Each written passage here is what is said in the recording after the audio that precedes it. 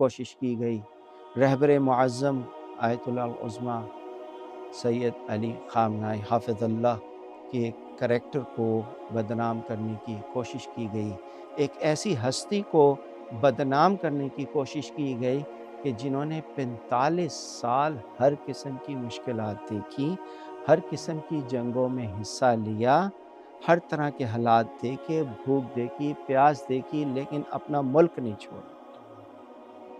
اور ان کے اس کریکٹر کو لوز کرنے کے لیے پھر دشمن نے میڈیا کا سہارا لیا، اور جس میں انفارچونیٹ ہمارے پاکستان کا میڈیا بھی شامل ہے۔ لیکن وَتُعِزُّ مَن تَشَاءُ وَتُذِلُّ مَن تَشَاءُ بِیَدِکَ الْخَیرُ اِنَّکَ عَلیٰ کُلِّ شَیْءٍ قدیر، جسے خدا عزت دے اسے ذلت کون دے سکتا ہے؟ تو دشمن جو مرضی کر لے، انشاءاللہ جیت جو ہے وہ حق کی ہوگی، اور باطل جو ہے مٹ کر رہے گا۔ تو ہماری کیا ڈیوٹی بنتی ہے اس تمام سچویشن میں؟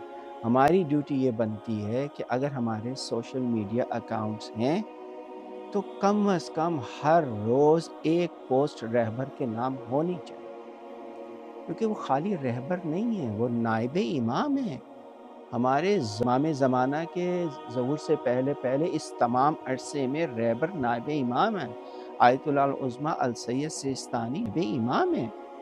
تو ان بزرگان کی آپ کو کم از کم ہر روز ایک پوسٹ ان کے حق میں صلوات کی صورت میں کسی بھی صورت میں کرنی چاہیے، اردو میں، انگلش میں۔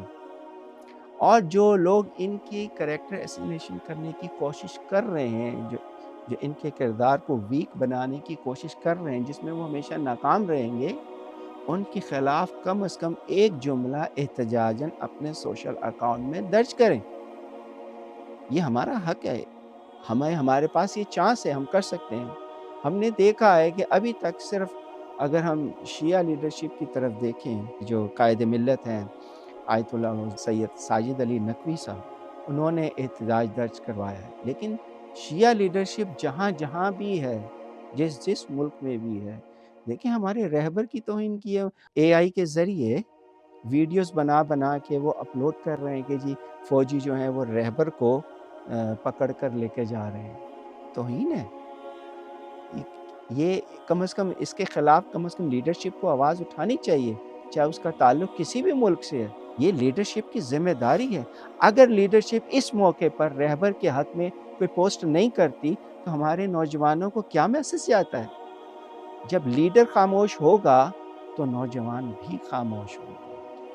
تو یہ ہماری ذمہ داری ہے، اور اس ذمہ داری کو مد نظر رکھتے ہوئے جو بھی جہاں بھی شیعہ قوموں کی نمائندگی کر رہا ہے، اس کو چاہیے کہ وہ رہبر کے حق میں کم از کم اپنی آواز بلند کریں۔ بسم اللہ الرحمن الرحیم، انا اعطیناک الکوثر فصل لربک وانحر ان شانئک هو الابتر۔